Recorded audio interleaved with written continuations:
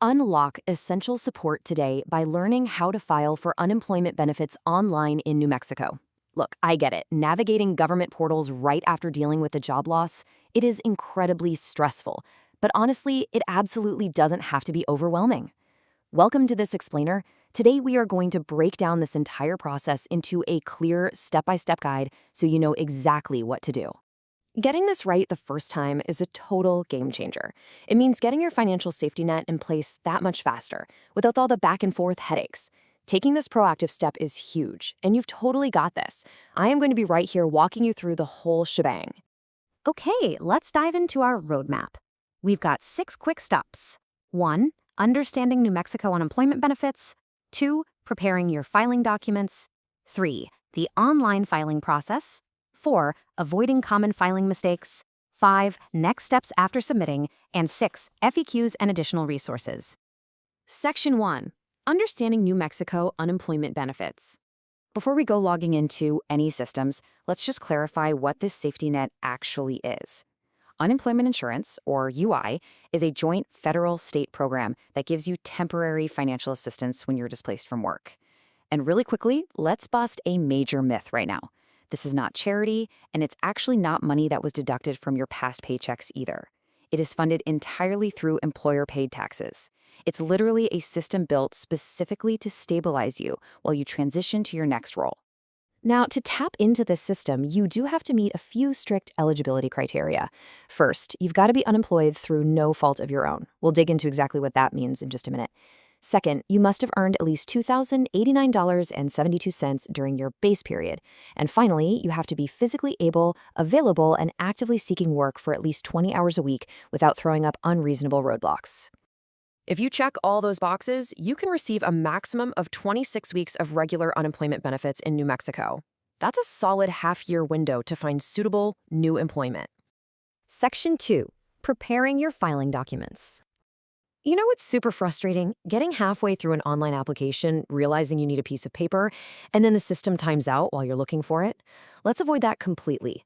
Before you even open your browser, grab your social security number, your exact start and end dates for your last 18 months of employment, and your gross pay amounts. That's your pay before any deductions.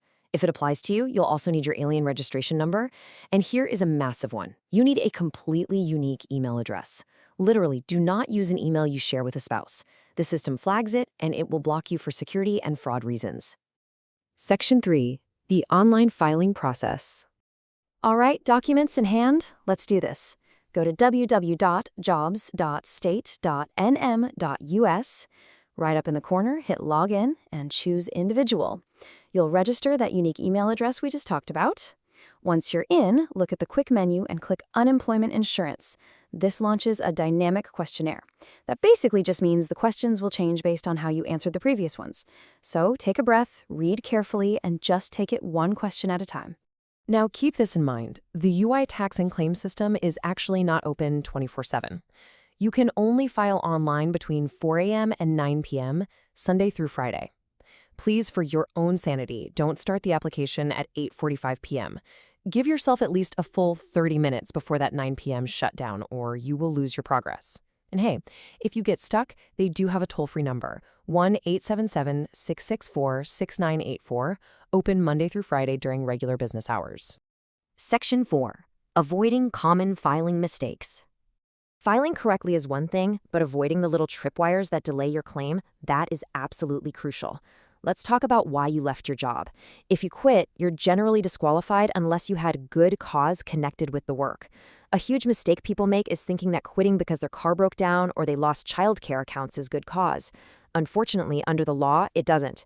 Good cause generally means things like the employer making unsafe conditions or, in some very specific cases, escaping domestic violence. But what if you were fired? A lot of folks assume being fired means zero benefits. Not true. If you were let go simply because you weren't a good fit or lacked the skill for the job, you are likely still eligible. The state only disqualifies you if the employer proves willful misconduct. We're talking insubordination, intentional rule violations, that sort of thing. If you really tried your best and it just didn't work out, you should absolutely still apply.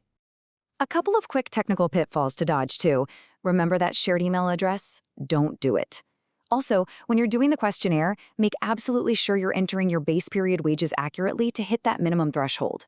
And lastly, if you got a back-based settlement from your employer when you left, you have to declare it. Both you and your employer are legally required to notify the department, so definitely don't try to sweep that under the rug.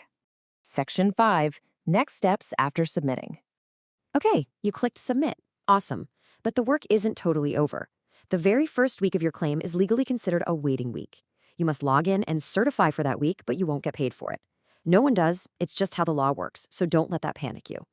Then, between day 7 and 14, if you didn't choose direct deposit, you'll get a Comerica Way 2 Go MasterCard in the mail. From then on out, you have to file a weekly certification and complete at least 2 work searches every single week to keep the money flowing. So what actually counts as a valid work search? Obviously, applying for jobs online counts. But you've got options.